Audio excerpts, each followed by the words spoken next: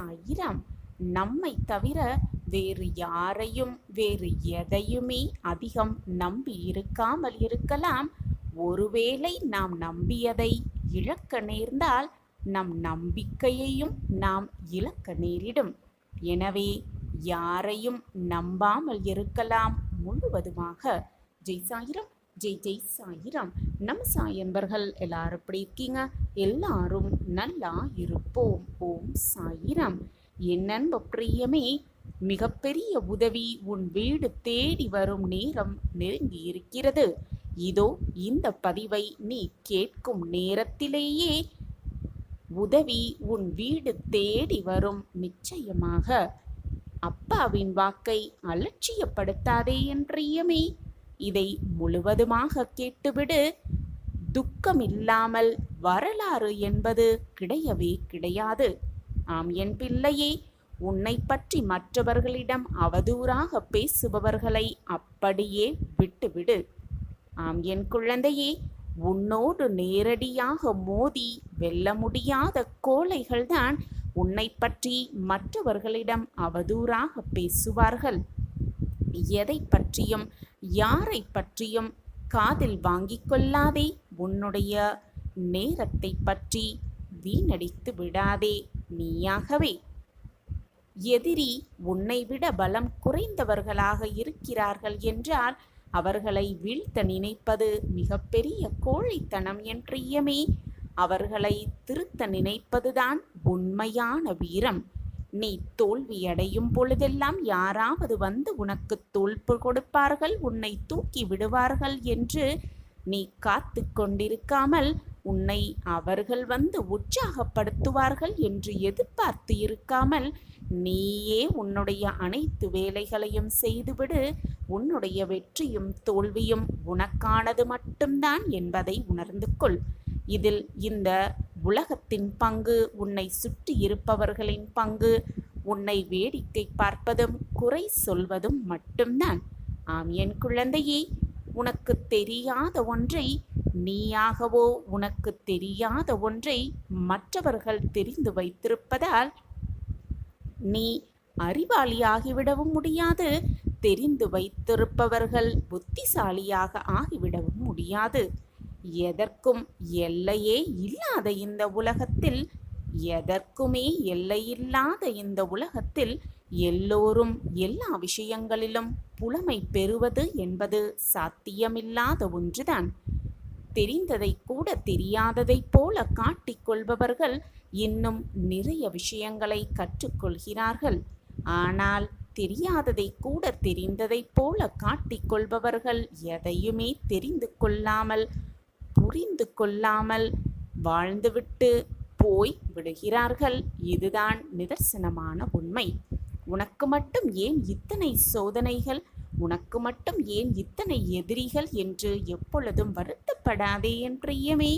உன்னுடைய வெற்றிக்கு துணை நிற்பது வேண்டுமானால் உன்னுடைய நண்பர்களாக இருக்கலாம். ஆனால் அந்த வெற்றிக்கு காரணமாக இருப்பது உன்னுடைய எதிரிகள்தான், உன்னுடைய துன்பங்கள்தான், உன்னுடைய பிரச்சனைகள்தான் என்பதை புரிந்து கொள். ஆம் என் குழந்தையே, துக்கமில்லாமல் வரலாறு என்பது கிடையவே கிடையாது. வருத்தப்பட்டு கொண்டே இருந்தால் வாழ்க்கை மாறிவிடாது என் பிரியமே. வருத்தப்படுவதால் வாழ்வு மாறிவிடும் என்றால் எல்லோரும் வருத்தப்பட்டு கொண்டே இருக்கலாமே. ஏன் எல்லோரும் வருத்தப்படாமல் இருக்கிறார்கள்? எது நடந்தாலும் நீ உன்னுடைய பாதையில் போய்கொண்டே இரு என் பிரியமே. உன்னுடைய பாதையில் போய்கொண்டே இரு. விமர்சிப்பவர்களை விட்டுவிடு. ஏனென்றால் அவர்களுக்கு பாதையும் இல்லை, பயணமும் இல்லை, அவர்களுக்கு என்று தனிப்பட்ட வாழ்க்கையும் இல்லை. ஏதாவது ஒரு குறை சொல்லிக்கொண்டே இருக்க வேண்டும். அதுதான் அவர்களுடைய முக்கியமான வேலையாகவே இருக்கிறது. எனவே அவர்களின் வேலையை அவர்கள் சிறப்பாக செய்யட்டும் என்று முடிவு செய்துவிட்டு நீ உன் வேலையை செய்து கொண்டே இரு. நீ நினைப்பதற்கு மேலாக உன் வாழ்வில் மாற்றங்கள் நடைபெறுவதை கண்கூடாக காண்பாய். மிகப்பெரிய உதவி உன் வீடு தேடி வரும் நேரம். ஏன் இப்படி வருத்தப்பட்டு கொண்டு இருக்கிறாய்?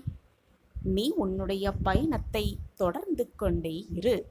உன்னால் முடியாது என்று ஒருவர் சொல்கிறார் என்றால் அவர்கள் உன்னுடைய வளர்ச்சியை தடுக்க பார்க்கிறார்கள் என்றுதான் அர்த்தம். ஆம் என் குழந்தையே, உன்னால் முடியாது என்று யாராவது சொன்னால் நீ முதலில் நம்ப வேண்டியது அவர்களின் வார்த்தைகளில் அல்ல என் பிரியமே. உன்னுடைய மனதை நம்பு, உன்னை நம்பு, உன்னை முழுவதுமாக நம்பு. ஒரு முறை தோற்றுவிட்டால் உன்னுடைய முயற்சியை கைவிட்டு விடாதே என் பிரியமே.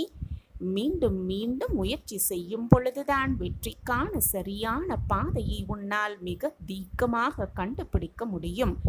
உன்னால் முடியாது என்று நீ நினைத்து எதை பாதிலேயே விட்டு விடுகிறாயோ அதில் உனக்கு வெற்றி கிடையாது என் பிரியமே. எதை விடவே முடியாது என்று தொடர்ந்து முயற்சிப்பதில் விடாப்பிடியாக இருக்கிறாயோ அதில் உனக்கு என்றுமே தோல்வியே கிடையாது. முயற்சி செய்யாதவனுக்கு முதுகு எலும்பு கூட வளையாது என் பிரியமே. விடாமல் முயற்சி செய்பவனுக்கு அந்த பாறைகள் கூட வளைந்து கொடுத்து வழிவிடும் மிக பிரம்மாண்டமான வழியை காட்டும். எதற்காகவும் முயற்சியை மட்டும் கைவிட்டு விடாதே. வாழ்க்கையில் மாற்றம் வேண்டுமென்றால் உன்னுடைய முயற்சியை மாற்று. இல்லையென்றால் உன்னுடைய முயற்சியை கூட்டிப்பார். நீ எதிர்பார்க்கும் வெற்றி தானாகவே உன்னிடம் வந்து சேரும். எதற்கெடுத்தாலும் சலித்து கொள்ளாதே. ஒவ்வொரு வாய்ப்பிலும் உள்ள ஆபத்தை பார். ஒவ்வொரு ஆபத்திலும் உள்ள வாய்ப்பையும் பார் என் பிரியமே. என் அன்பு பிரியமே, வருத்தப்பட்டு வருத்தப்பட்டு உன்னுடைய வாழ்வை வீணடித்து விடாதே என் பிரியமே. நிச்சயமாக அது உன்னுடைய வாழ்க்கையை மாற்றவே மாற்றாது. நீ பயந்து கொண்டே இருப்பதால் காலம் ஓடிக்கொண்டேதான் இருக்கும். காலம் உனக்காக எப்பொழுதும் நிற்கவே நிற்காது. நீ பயந்தாலும் ஓடும், நீ துணிந்தாலும் காலம் ஓடிக்கொண்டுதான் இருக்கும். நீ எதற்கும் துணிந்தால் மட்டுமே காலம் உன் பின்னால் ஓடி வரும். உனக்கு மட்டும் ஏன் இத்தனை கஷ்டங்கள் வருகிறது என்று எப்பொழுதும் கலங்காதே என் பிரியமே. எப்பொழுதுமே கலங்காதே. கஷ்டங்கள் தான் வாழ்க்கையில் அடுத்தடுத்த யோசனைகளை கொடுக்கும் என்பதை நிதர்சனமாக புரிந்து கொள். கஷ்டங்களே இல்லை என்றால் முன்னேற வேண்டும் என்ற எண்ணமே உனக்கு வராமல் போய்விடும். வாழ்க்கை என்றால் 1000 துன்பங்களை சந்தித்துதான் ஆக வேண்டும். எதையுமே பொருட்படுத்தாமல், எதையுமே நினைத்து கொள்ளாமல் அப்படியே வருவது வரட்டும், போவது போவட்டும் நீ இருந்து கொண்டிருந்தால் வருவது உனக்கு நல்ல விதமாகவே வரும். உன்னை விட்டு விலகுவது உனக்கு தேவையில்லாத விஷயமாகத்தான் உன்னை விட்டு விலகும். எனவே எதை நினைத்தும் கவலைப்படாதே என் பிரியமே. உனக்கு நடப்பது எல்லாமே உனது நன்மைக்காகத்தான் நடக்கிறது என்பதை தீர்க்கமாக நம்பு. எதையும் பொருட்படுத்தாமல் தொடர்ந்து போராடினால்தான் எந்த உயரங்களையும் எந்த பிரம்மாண்டத்தையும் உன்னால் நிச்சயமாக அடைய முடியும். நல்ல நேரம் கெட்ட நேரம் என்று எதுவுமே இங்கு இல்லை. எந்த நேரத்தில் எதை செய்வது என்று தெரிந்து கொண்டு செய்யும் மனம் உன்னிடத்திலிருந்தால், நம்பிக்கை உன்னிடத்திலிருந்தால் எல்லா நேரமும் உனக்கான நல்ல நேரமே. உனக்கு வர வேண்டியது ஏதாவது ஒரு ரூபத்தில் உன்னை வந்து அடைந்தே தீரும். எதிர்ப்புகளை கண்டு எப்பொழுதும் பின்வாங்க நினைக்காதே என் பிரியமே. நீ செய்யும் அனைத்தும் சரியாக இருந்தும் எதிர்ப்புகள் வந்து கொண்டே இருக்கிறது என்றால், எதிர்ப்புகள் உன்னை தேடி வந்து கொண்டே இருக்கிறது என்றால் நீ அதில் விரைவாக வெற்றியடையப் போகிறாய் என்றுதான் அர்த்தம். ஆம் என் பிரியமே, எது நடந்தாலும் ஜெயிக்க முடியும் என்ற தன்னம்பிக்கையை மட்டும் எப்பொழுதும் விட்டு விடாதே. ஒருபோதும் கைவிட்டு விடாதே. காரணங்களை மட்டுமே சொல்லிக் கொண்டிருப்பவர்கள் காரியங்களை செய்வதே இல்லை. காரியங்களை செய்து முடிப்பவர்கள் எந்த காரணங்களையும் சொல்வதே இல்லை என்பதுதான் உண்மையிலும் உண்மை. நினைத்த காரியத்தை சிறப்பாக செய்து முடிப்பதில் மட்டும் குறியாக இரு என் பிரியமே. உனக்கு எந்த தடைகளும் காரணமாக வந்து நிற்கவே நிற்காது, எந்த சூழலிலும். ஆம் என் பிரியமே, துக்கமில்லாமல் வரலாறு என்பது இல்லவே இல்லை. அதே போல பிரச்சனைகள் இல்லாமல் மகிழ்ச்சியும் கிடையவே கிடையாது. இரவும் பகலும் எப்படி மாறி மாறி வருகிறதோ அதே போல இன்பமும் துன்பமும் மாறி மாறி வருவதுதான் வாழ்க்கை. அதை ஏற்றுக்கொண்டு மன திருப்தியோடு வாழ்வது உன் கையில் தான் இருக்கிறது. நீ நினைத்த மாதிரியே அனைத்தையும் முடித்து காட்டுகிறேன் உன் சாயப்பா. என் மீது முழுமையாக நம்பிக்கை வைத்திருக்கும் என் பிள்ளையை நான் எந்த நொடியும் விட்டுவிட மாட்டேன் என் பிரியமே. என் மீது முழு நம்பிக்கையாக இரு. நீ நினைப்பதற்கு மேலாக அனைத்து சூழலையும் நான் உனக்கு சாதகமாகவே நிறைவேற்றி காட்டுகிறேன். என் மீது முழுமையாக நம்பிக்கை வைத்திருக்கிறாய்தானே? பின் பொறுமையாக இரு, நம்பிக்கையோடு இரு. நீ நினைப்பதற்கு மேலாக உன் வாழ்வில் அனைத்து மாற்றல்களையும் நான் உருவாக்கி காட்டுகிறேன். என் மீது முழு நம்பிக்கை வைத்திருக்கும் என் பிள்ளையே, உன்னை நான் விட்டுவிட மாட்டேன் என் பிரியமே. தைரியமாக இரு, நம்பிக்கையோடு இரு, நான் இருக்கிறேன். என் கரங்களை பற்றி கொண்டிருக்கிறாயா அல்லது என்னுடைய பாதத்தில் சரணடைந்திருக்கிறாயா? என்னுடைய பாதத்தில் உன்னுடைய பாரத்தை எல்லாம் கொட்டி விடுகிறாய்தானே? எதை செய்தாலும் நான் உன்னுடன் தான் இருக்கிறேன். என் பாதத்தில் உன்னை சரணடைந்து வைக்கிறேன். என் கைகளால் உன்னை இறுக பற்றி கொண்டிருக்கிறேன். உனக்குள் நான் இருக்கும் பொழுது எனக்கு யாருமே இல்லை என்ற கவலை உனக்கெதற்கு? என்னுடைய கரங்களை இறுக பற்றிக்கொள். கவனமாகவும் அதீத கவனமாகவும் என் கைகளை பிடித்துக்கொள். யாருமே இல்லை என்ற எண்ணம் மட்டும் உன் மனதில் வரவே கூடாது. அது மிக மிக தவறான எண்ணம், ஆபத்தான எண்ணமும் கூட. உன்னுடைய அனைத்து சுமைகளையும் என்னிடம் இறக்கி வைத்து விட்டாய் அல்லவா? பின் ஏன் இவ்வளவு குழப்பத்தோடு இருக்கிறாய்? உலகில் உள்ள அனைவருக்கும் ஒவ்வொரு விதமான சுமைகள் இருந்து கொண்டுதான் இருக்கிறது. சுமைகள் இல்லாமல் யாருமே இந்த உலகத்தில் இருப்பதே இல்லை. நன்றாக சிந்தித்துப் பார். உனக்கு சிறியதாக தெரியும் பிரச்சனை மற்றவர்களுக்கு அது பெரியதாக தெரியும். மற்றவர்களுக்கு பெரியதாக நினைக்கும் பிரச்சனை உனக்கு கடுகளகாக தெரியும். இது அவரவர் பார்க்கும் கண்ணோட்டத்தில்தான் அமைந்திருக்கிறது. உன்னுடைய வாழ்வில் உன்னை சூழ்ந்து இருக்கும் பிரச்சனைகளை நீ எதிர்த்து நின்றால்தானே அதில் வெற்றி காண முடியும். சோர்ந்து போய்விடாதே என் குழந்தையே. உன் கனவிலும் சரி நினவிலும் சரி என் கைகளை இறுக பற்றி கொண்டிருப்பது போல உன் கற்பனையை வளர்த்துக்கொள். உன் மனதிற்குள் ஒரு புது தெம்பு இருப்பதை உன்னால் உணர்ந்து கொள்ள முடியும். அப்படி இருந்து பார். உனக்கு வரும் தடைகளையும் கெடுதல்களையும் நான் தவிர்த்து விடுவேன். நீ செல்லும் பாதையில் மோசமான மனிதர்கள் நிறைய பேர் இருந்து கொண்டுதான் இருப்பார்கள்.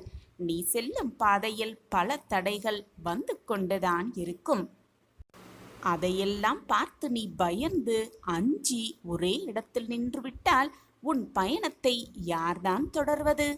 உன்னுடைய இலக்கை யார்தான் அடைவது? வெற்றி என்னும் மகுடத்தை யார்தான் சூடுவது பிள்ளையே? அதையெல்லாம் கருத்தில் கொள்ளாமல் உன்னுடைய இலக்கை நோக்கி நீ பயணம் செய்து கொண்டே இருந்தால்தான் உனக்கான வெற்றியை உன் கைகளில் நான் வந்து கொடுப்பேன். உன்னுடைய மனதால் என் சாயப்பா என்னோடு வருகிறார், நான் அவர் கைகளை இறுக பற்றி கொண்டிருக்கிறேன்.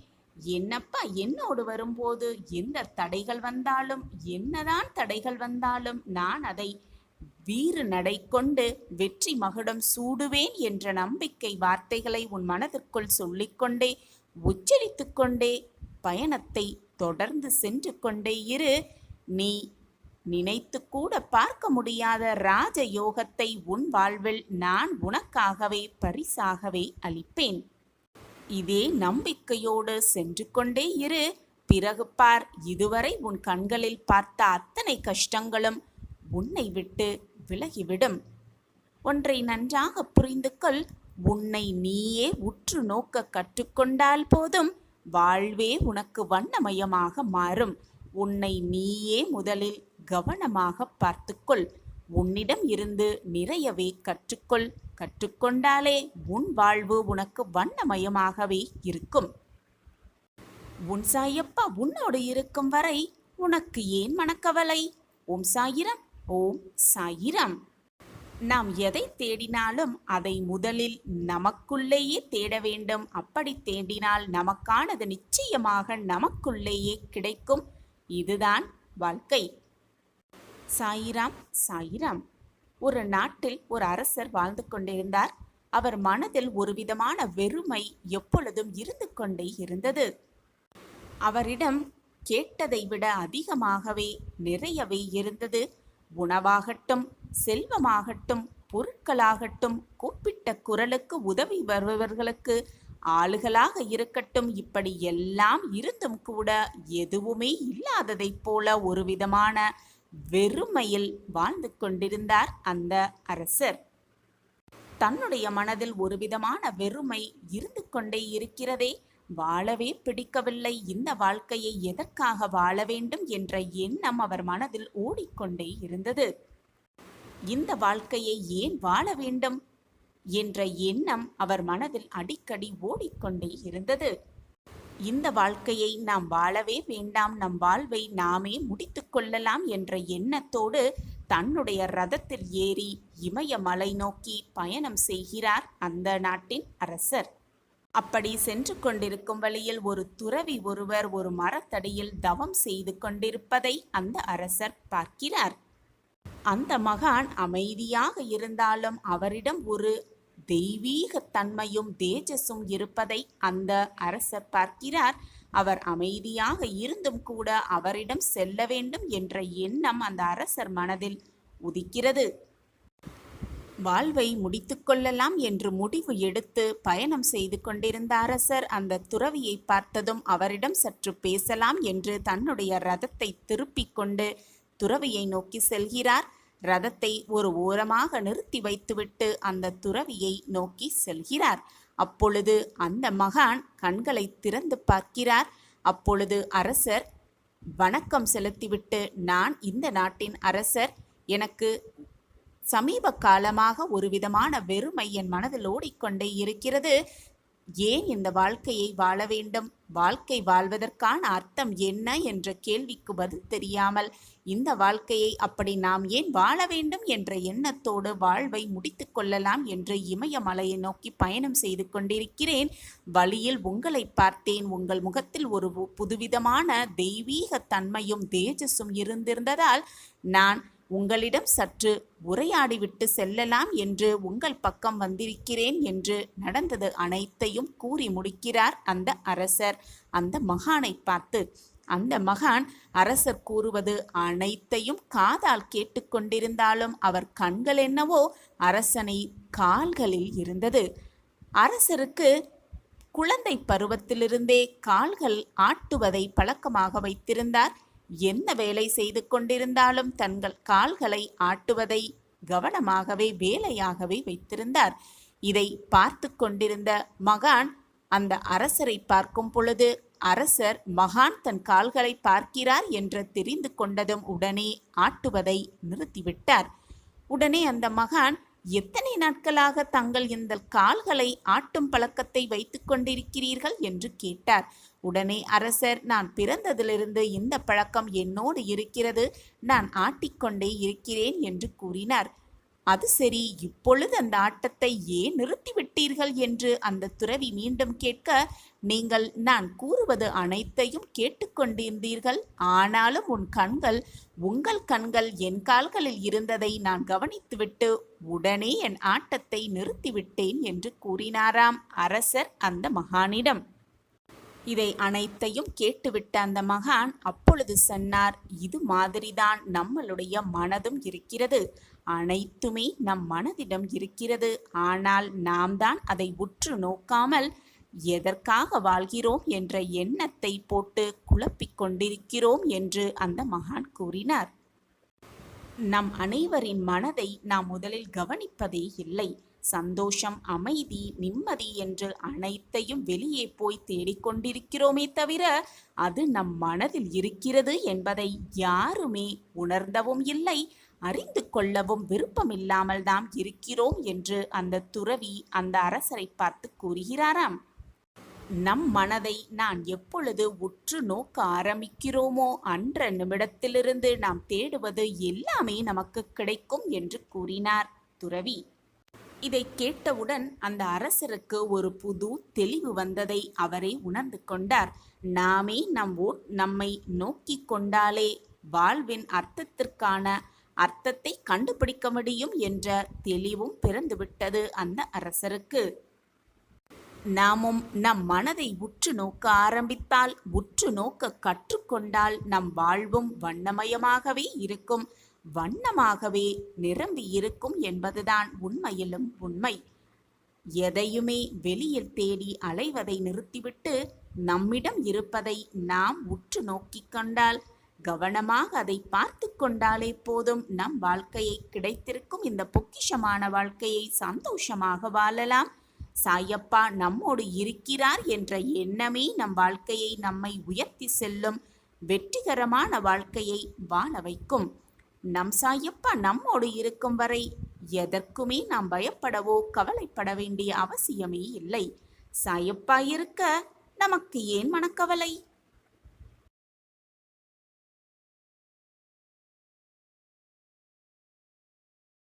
என் அன்பு குழந்தையே, கஷ்டம் வரும்போது கண்களை மூடிக்கொள்ளாதே, அது உன்னையே சிதைத்துவிடும். கண்ணை திறந்து பார், அந்த கஷ்டத்தை நிச்சயமாக நீ வென்றே காட்டிவிடலாம். இறைவன் உனக்கு கொடுக்கும் கஷ்டத்தில் கூட உனக்காக ஏதாவது ஒரு நன்மையை வைத்துதான் கொடுப்பார் என்பதுதான் உண்மையிலும் உண்மை. ஏதோ ஒரு காரணத்திற்காகத்தான் எல்லாமே நடக்கிறது என்பதை எப்பொழுது உன் வாழ்க்கையில் நீ புரிந்து கொள்கிறாயோ அப்பொழுது உன் வாழ்க்கையில் மிகப்பெரிய பிரகாசத்தை நிச்சயமாக கண்குளிர காண்பாய். சந்தோஷம், அமைதி, ஆனந்தம் என்ற வார்த்தைகளுக்கு என் வாழ்க்கையில் இடமே இல்லாமல் போய்விடுமோ என்றெல்லாம் குழம்பி மனதை போட்டு குழப்பிக் கொண்டு தவித்து கொண்டிருக்கிறாய்.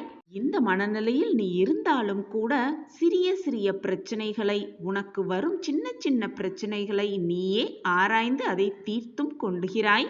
அப்படியே இருந்தாலும் மனதிற்குள் ஒரு விதமான பயம், ஒரு விதமான பதட்டம், ஒரு விதமான தடுமாற்றத்தோடு இருக்கிறாய். சிறு சிறு பிரச்சனைகளை தீர்க்க முடிந்த உன்னால் உனக்கு வரும் தலையாய பிரச்சனைகளை தீர்க்க முடியாமல் தவித்து போய்க் கொண்டிருக்கிறாய். உன்னை காப்பாற்றவும் ஆளில்லை, உனக்கு தோள் கொடுக்கவும் ஆளில்லை. நீ கண்ணீர் சிந்தினால் உன் கண்ணீரை துடைக்கவும் ஆளில்லை.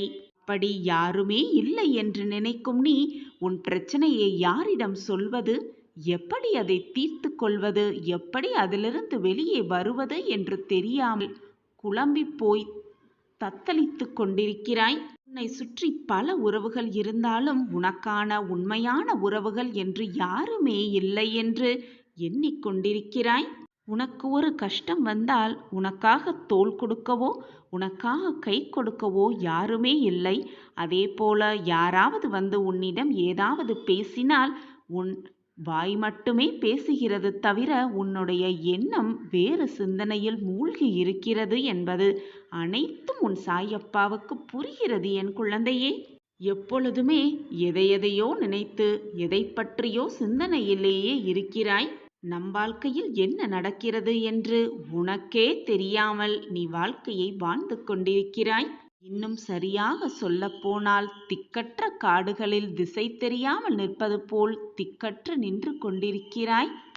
உன்னுடைய அனைத்து வேதனைக்கும் மன போராட்டங்களுக்கும் உன் அப்பாவின் பதில் உனக்கு கிடைக்கப் போகிறது.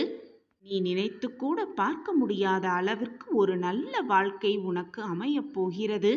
உன் எதிர்காலம் பிரகாசமாக போகிறது. இது நாள் வரை உன் வாழ்வில் நடந்த கசப்பான கடந்த காலத்தை பற்றி நினைக்காதே. சிறப்பான எதிர்காலம் உனக்காக காத்திருக்கும் பொழுது எதற்காக கடந்த காலத்தை பற்றி நினைத்து கொண்டே இருக்கிறாய்? உன் கடினமான காத்திருப்புக்கு நீ விரும்பிய பரிசை நிச்சயமாக உன் சாயப்பா உன்னிடம் வந்து சேர்ப்பேன் குழந்தையே. கலங்காமல் இரு, தைரியமாக இரு. ஒரு மாற்றம் உன் வாழ்வில் நிகழும். வீணாக அனைத்தையும் போட்டு குழப்பிக் கொண்டே இருக்காதே. உன் காத்திருப்புக்கான பலன் இரட்டிப்பாகவே உனக்கு கிடைக்கும். அந்த வேலையை உன் சாயப்பா கையில் எடுத்திருக்கிறேன். இனி எந்த துயரமும் உன் மனதிற்கு வேண்டாம். நீ படும் அத்தனை போராட்டங்களிலிருந்தும் நான் உன்னை விடுவிப்பேன். சர்வ நிச்சயமாக விடுவிப்பேன். இது உன் சாயப்பாவின் சத்திய வாக்கேதான். இப்பொழுது குழப்பத்தில் நீ இருக்கிறாய். அவசரப்பட்டு எந்த முடிவும் எடுக்க வேண்டாம் குழந்தையே. நல்ல வழியை, உனக்கான வழியை, உன் வாழ்விற்கு நல்ல வழியை நான் உனக்கு காட்டுவேன். அந்த வழி, அந்த நேரம் வரும் வரை பொறுமையாக காத்திரு.